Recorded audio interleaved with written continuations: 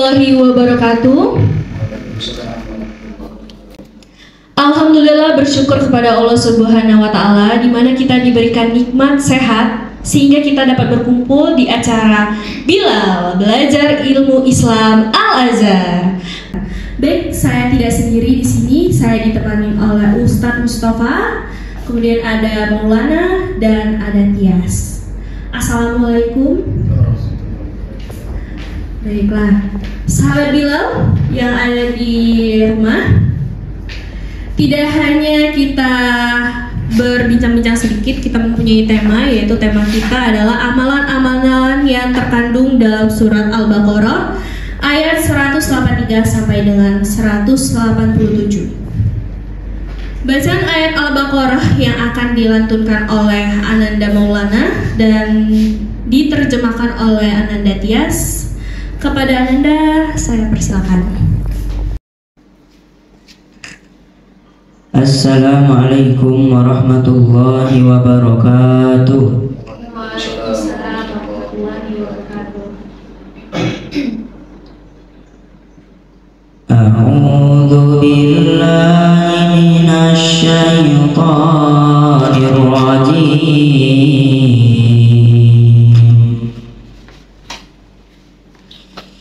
Bismillahirrahmanirrahim.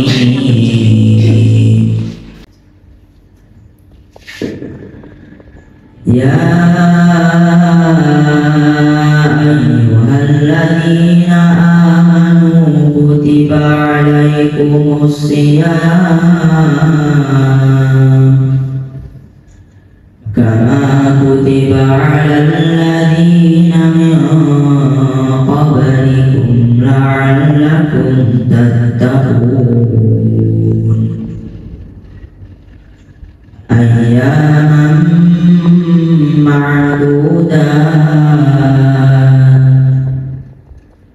faman kana minkum maridan aw ala safarin fa'iddatun min ayyamin ukhra. وعلى الذين يطيقونه فدية طعام مسكين فمن تطوع خيرا فهو خير له وأن تصوموا خير لكم إن كنتم تعلمون. شهر رمضان الذي أنزل فيه القرآن هدى للناس وبينات من الهدى والفرقان فمن شهد منكم الشهر فليصم ومن كان مريضا أو على سفر فعدة من أيام أخر يريد الله بكم اليسر ولا يريد بكم العسر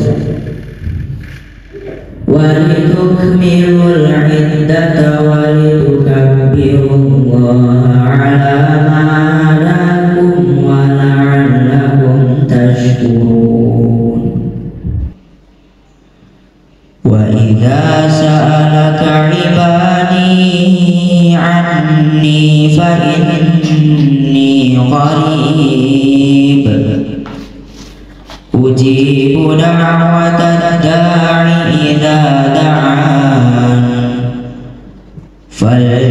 فليستجيبوا لي وليؤمنوا بي لعلهم يرشدون.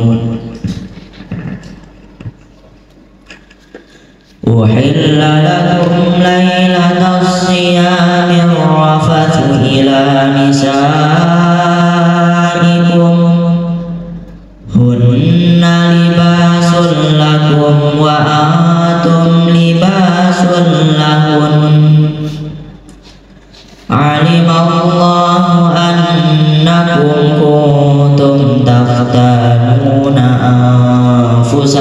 فتاب عليكم وعفى عنكم فالآن باشروهن وابتغوا ما كتب الله لكم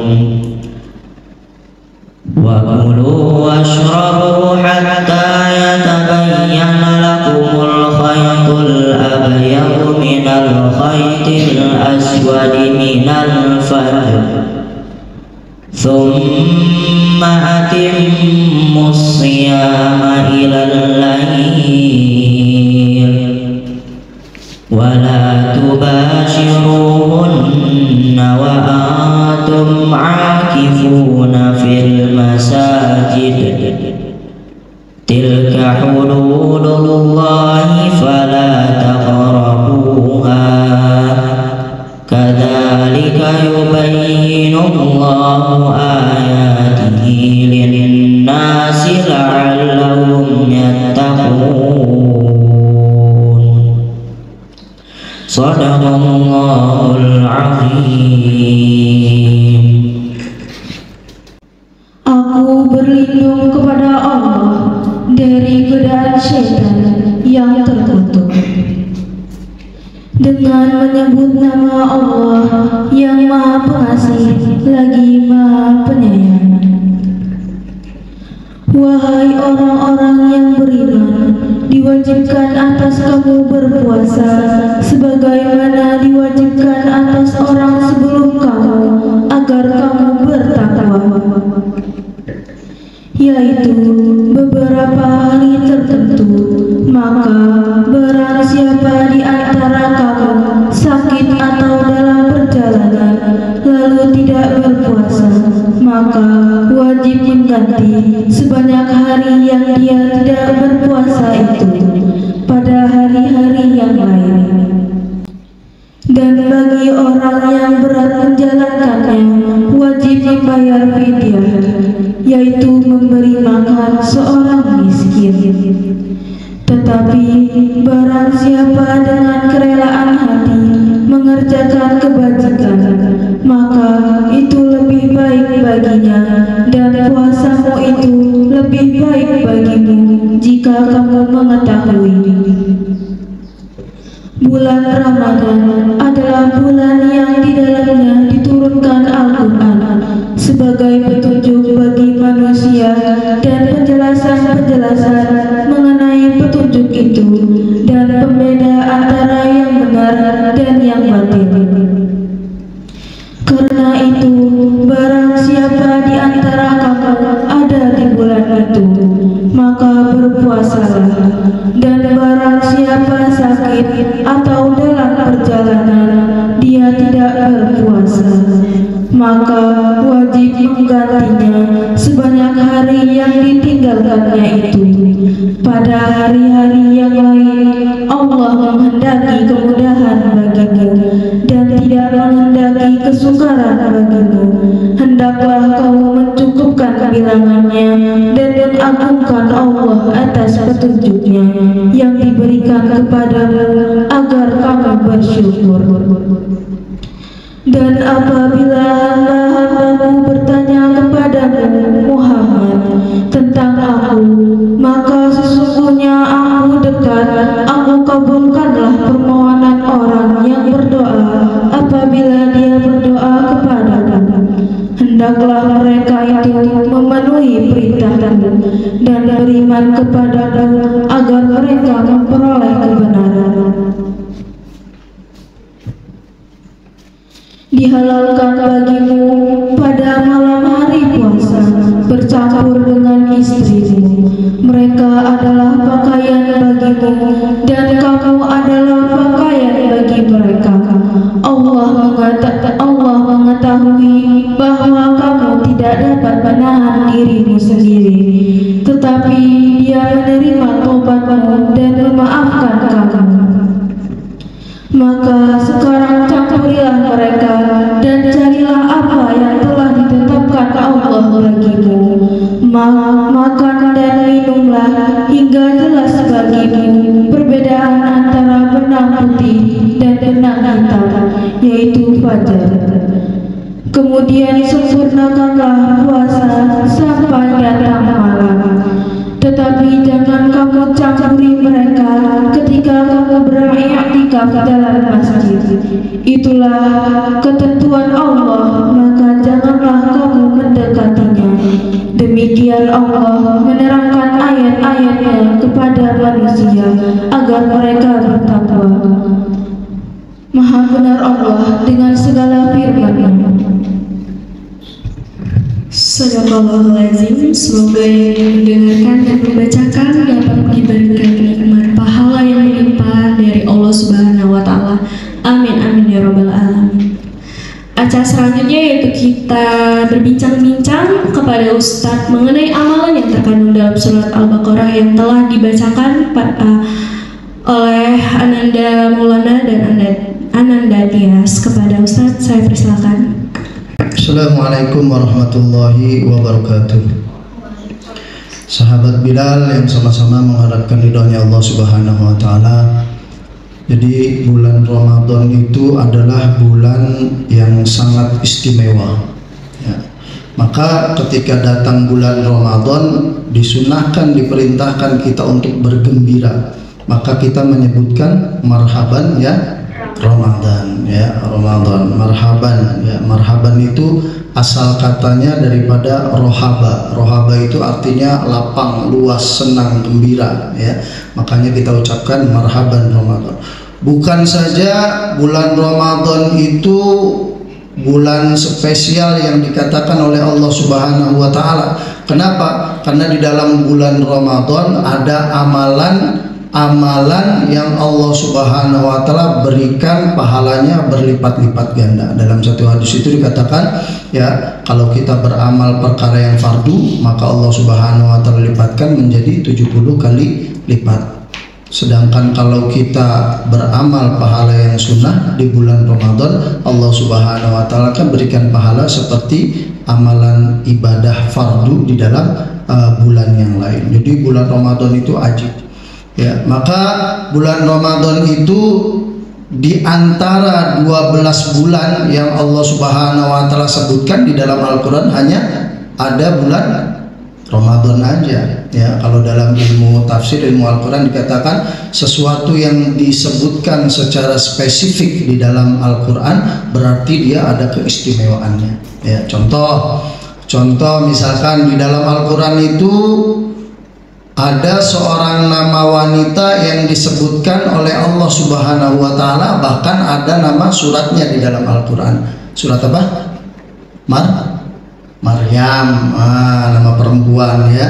Berarti di antara jutaan wanita yang Allah Subhanahu wa Ta'ala lahirkan ya, ciptakan ke alam dunia ini, hanya disebut di dalam Al-Quran cuman siapa? Maryam. Berarti Maryam itu adalah sebaik-baik wanita yang Allah Subhanahu wa Ta'ala utus ke dunia ini. Makanya kalau kasih nama anak boleh juga itu Maryam, karena Maryam itu adalah nama wanita yang spesial ya, berarti paling baik, paling hebat. Contoh yang lain di dalam Al-Quran itu, kalau Allah menyebutkan malaikat itu selalu malaika, berarti jamak, banyak berarti malaikat ya. Adanya malaikat itu jumlahnya jutaan, bahkan mungkin miliaran. Tetapi dari sekian miliar manusia yang disebutkan oleh Allah Subhanahu wa Ta'ala nama malaikat, hanya ada 2. Siapa aja nama malaikatnya? Kalian tahu? Jibril sama Mikail ya. Nama 2 malaikat itu yang Allah Subhanahu wa Ta'ala sebutkan di dalam Al-Quran ya. Berarti di antara jutaan malaikat, yang malaikat terbaik, yang teristimewa berarti malaikat siapa? Jibril dan Mikail ya. Samalah dengan bulan Ramadan ya. Allah katakan ya, bulan Ramadan itu ada 12 di sisi Allah Subhanahu wa Ta'ala, bulan Islam. Tetapi yang Allah sebutkan secara spesifik hanya bulan Ramadan. Apa kata Allah? Syahrul Ramadan alladzi unzila fihil Quran. Tadi dibaca sama Ananda Maulana ya, dibaca ya. Apa artinya syahrul Ramadan? Bulan Ramadan itu diturunkan Al-Quran. Berarti bulan Ramadan itu adalah bulan yang spesial ya. Kenapa? Di dalamnya ada amalan puasa. Tadi dibacakan ayatnya, ya ayyuhalladzina amanu kutiba alaikumusiyam kama kutiba alal ladzina min qablikum la'allakum tattaqun. Berarti puasa itu amalan yang spesial juga. Ya, buktinya spesial apa? Kalau amalan-amalan yang lain itu dicatat sama malaikat siapa? Raqib dan Atid. Tapi kalau puasa nggak ada itu malaikat Raqib Atid bisa mencatat amalan pahalanya orang yang berpuasa. Kata Nabi kata Allah Subhanahu Wa Taala dalam hadis qudsi dikatakan as-saumu li, puasa itu adalah untukku, wa ana ajazabih, dan akulah yang akan memberikan balasannya. Jadi malaikat Raqib Atid itu nggak bisa mencatat pahala orang yang berpuasa. Ganjarannya hanya Allah saja yang memberikannya. Jadi kalau ditanya malaikat Raqib Atid nggak tahu dia itu ya pahalanya berapa orang yang berpuasa, nggak tahu ya, hanya Allah yang tahu. Berarti amalan puasa ini adalah amalan yang spesial ya, amalan yang luar biasa. Sahabat Bilal yang dirahmati Allah Subhanahu Wa Taala, maka karena saking spesialnya amalan puasa ini, kalau dalam Al-Quran biasanya Allah menjelaskan secara global dalam hukum-hukum Islam. Contohnya sholat.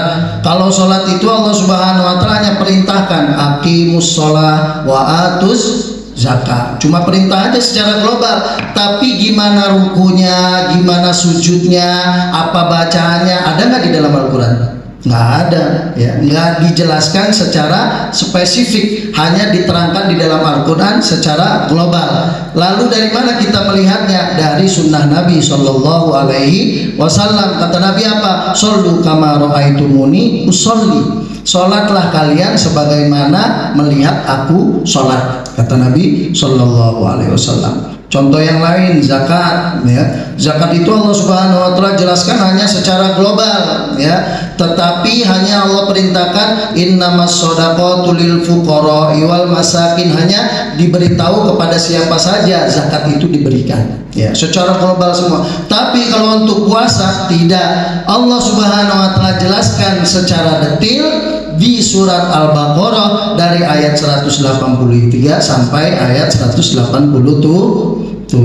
yang tadi sudah dibaca ya. Jadi di ayat ini menjelaskan tentang puasa, dari mulai perintah puasa diwajibkannya, terus uzurnya puasa apa saja, terus kalau sudah uzur harus diqodho, harus bayar fidyah kalau yang sudah tidak mampu, kapan awal puasa dimulai, kapan puasa diakhirkan, itu dijelaskan. Malam hari puasa boleh makan, boleh bercampur antara suami dan istri pada malam Ramadan, itu dijelaskan secara detail. Hanya perintah tentang puasa ya, maka dijelaskan. Nah ini ya, Ustadz mau menjelaskan tentang amalan-amalan yang terselip di dalam ayat Al-Baqarah ayat 183 sampai ayat 187. Ayat ini menjelaskan tentang puasa, tapi namanya dalam ilmu Quran itu dikatakan ada kalimatul muqtaridah, kalimat yang disisipkan. Apa? Jumlatul muqtaridah. Ada kalimat-kalimat yang disisipkan. Kalau kita perhatikan dari ayat 183 sampai 187 itu ada yang tidak ada hubungannya dengan puasa, tapi Allah selipkan di situ. Nah, kalau kita cermat ya. Yang pertama apa? Allah Subhanahu Wa Taala berfirman, ya ayyuhalladzina amanu kutiba alaikumusiyam kama kutiba alal ladzina min qablikum la'allakum tattaqun. Di ayat yang kedua 183, ayyaman ma'dudat faman kana minkum maridun aw bi. Jadi ayat tersebut menjelaskan tentang uzurnya puasa di ayat ke 184, uzur puasa. Tetapi di dalam ayat tersebut ada terselip kalimat, boleh dilihat di Al-Quran, faman tatawwa'a khairan Coba dilihat ayatnya. Di ayat ke-184. Faman tatawwa'a khairan. Nah, di sini yang Ustaz mau jelaskan. Apa dia tatawwa khairan ya? Amalan yang baik ya. Amalan yang baik itu salah satu maksudnya adalah tentang mal yang disedekahkan, sebagaimana firman Allah dalam surat yang lain, innahu lihubbil khairi lasyadid. Khair di situ bermakna mal atau harta, maksudnya harta yang disedekahkan. Barang siapa yang menyedekahkan harta, terutama di bulan Ramadan. Padahal ayat ini menjelaskan tentang apa? Tentang uzurnya puasa. Kok tiba-tiba ada tatawwa khairi ya? Amal sodakoh. Nggak ada sambungannya. Itu yang dimaksud dengan jumlatul muqtaridah ya, kalimat yang disebut. Maksudnya apa? Artinya Allah Subhanahu wa taala menghendaki itu ya, selama kita berpuasa perhatikan amalan sodako ya. Amalan sodako itu simpel sebetulnya, nggak harus melulu dengan uang ya. Tetapi kalau kita memang dikasih harta sama Allah lebih, maka dengan sodako harta lebih bagus. Tapi Ustaz pengen menggambarkan bersedekah itu tidak melulu dengan uang. Contoh misalkan tabassumuka fi wajhi akhika sodakotun. Kata Nabi SAW, kamu tersenyum di depan saudara kamu itu sodako. Maka kalau ketemu saudara temen itu jangan nyurung gini. Tapi saya senyum kayak Maulana, kan manis, dia senyum kan manis. Coba kalau nyurung dia senyum, itu kan nggak enak dilihatnya ya. Senyum ya, tapi kalau ada orang jangan senyum sendiri. Nah, ya, jadi itu sodako yang tidak pakai harta. Dalam hadis yang lain kata Nabi Shallallahu Alaihi Wasallam, roful hajari, mengangkat batu minat torik, daripada jalan, tengah jalan, sodakotun, itu juga sedekah. Gampang nggak? Ada batu nih tengah jalan, itu batu kalau gede itu kalau di tengah jalan ada motor lewat nyelip bisa mental, motor jatuh, batu bisa kena orang, diambil, disingkirkan. Fahuwa sodako, itu juga sodako ya. Dan sodako di bulan puasa itu nggak harus sampai kenyang ya. Kata Nabi Shallallahu Alaihi Wasallam, bersedekahlah kamu walaupun hanya dengan setengah kurma. Dan ajibnya ya, Allah katakan ayat selanjutnya itu, Al-Quran itu diturunkan sebagai apa? Hudal linnas, sebagai petunjuk bagi manusia. Kalau petunjuk itu kira-kira kita harus ngerti apa enggak? Harus ngerti dong ya. Contoh kalau kita beli motor ya, beli motor baru, buku petunjuknya bahasanya bahasa Cina atau bahasa Jepang, ngerti nggak? Nggak ngerti. Bisa dipakai itu sebagai buku petunjuk? Nggak bisa ya, ngaco-ngaco gitu ya. Berarti kita harus paham, berarti harus diterjemahkan dengan bahasa Indonesia. Artinya kita baru bisa ngerti. Sama bahasa Arab yang kita baca ini adalah bahasa Arab, maka kita baca terjemahnya hudal linnas, sebagai petunjuk bagi manusia. Maka selama bulan Ramadan perhatikan kata Allah Subhanahu wa taala, jangan hanya baca saja, tetapi juga kita harus memahami ayat-ayat Al-Quran. Gimana memahaminya? Minimal kita baca terjemahnya. Kalau nggak baca terjemahnya, kita tanya kepada para ustaz tentang ayat-ayat Al-Quran, sehingga kita bisa paham, baru itu bisa menjadi petunjuk. Jadi amalan yang kedua apa? Setelah sodako, amalan yang kedua selama bulan Ramadan yang perlu diperhatikan adalah membaca Al-Quran ya. Terus, dan diperbanyak bukan hanya membaca tapi dars ya, dars. Makanya kalau bahasa itu dars itu dari mana? Darosa ya, terusu ya. Maksudnya belajar ya. Belajar itu berarti mutolaah. Baik, ayat selanjutnya adalah 186. Di situ ayat ini kan dari 183 sampai 187 menjelaskan tentang hukum-hukum puasa yang berkaitan dengan puasa. Tapi lihat ayat di sini. Apa kata Allah di ayat 186? Wa idza salaka ibadi anni fa inni qarib ujibu da'watad da'i idza da'an. Kata Allah, apabila hambamu bertanya tentangku, tentang Allah, anni fa inni qarib, jawab, aku adalah dekat. Ya, amalan itu ada. Orang itu yang paling dekat itu di dalam dua keadaan. Yang pertama ketika sujud terakhir. Kalau kita sujud dalam sholat itu yang terakhir itu ya, itu kita minta doa kepada Allah Subhanahu wa Ta'ala, itu paling dekat, insya Allah dikabulkan. Yang kedua, ketika laparnya karena puasa, bukan karena nongkrong ya, laparnya karena puasa, maka berpuasa itu minta. Kata Nabi SAW, ada 3 orang yang doanya akan dikabulkan. Yang pertama, dakwatul walid liwalidayhi, dakwah itu doa seorang anak kepada orang tuanya. Yang kedua, dakwatul madlum, doa orang yang dizolimi, walaupun orang yang dizolimi itu kafir. Kalau kamu menzolimi seseorang, orang yang dizolimi, doa angkat tangan kepada Allah akan kabulkan secara cash ya.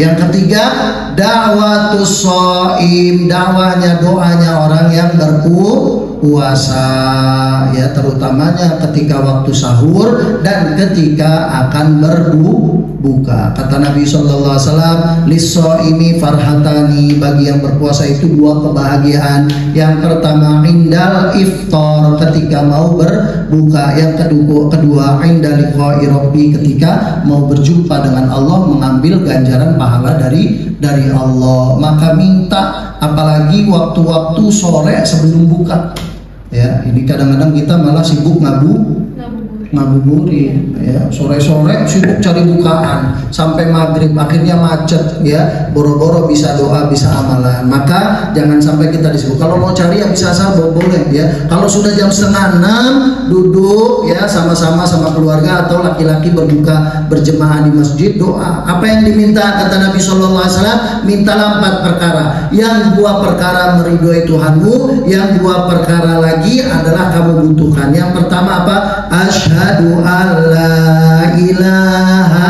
illallah, syahadat. Yang kedua, astaghfirullah. Yang ketiga, as'alukal jannata wa a'udzubika minan nar, minta surga, minta dijauhkan dari neraka. Itu doanya, minta.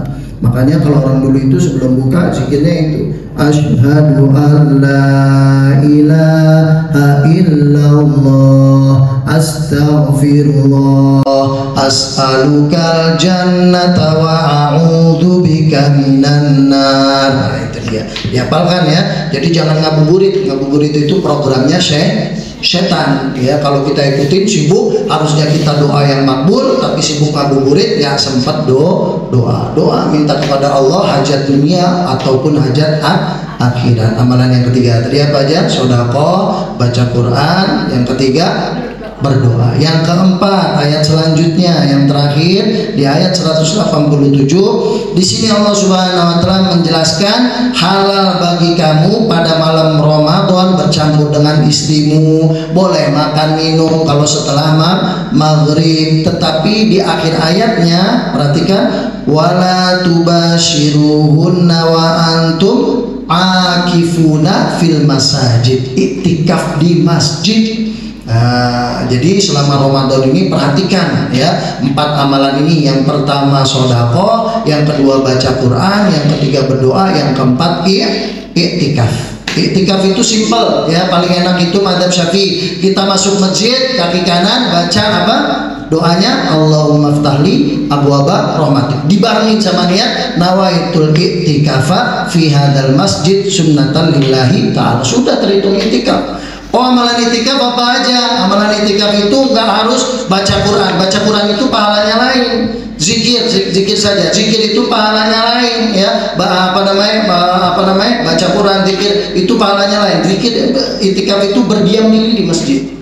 Ya, berdiam diri di masjid itu sudah dibilang itikaf, minimalnya 10 hari terakhir di bulan Ramadan. Kata Siti Aisyah, Nabi SAW itu kalau 10 hari Ramadan terakhir beliau nggak pulang ke rumah, beliau beriktikaf di masjid hatta tufiya, sampai beliau meninggal. Jadi itulah 4 amalan yang terkandung di dalam surat Al-Baqarah ayat ke 183, 187. Diulang lagi, apa dia? Yang pertama sedekah, yang kedua baca Quran, yang ketiga berdoa, yang keempat iktikaf. Maka selama kita puasa perhatikan 4 amalan tersebut. Insya Allah.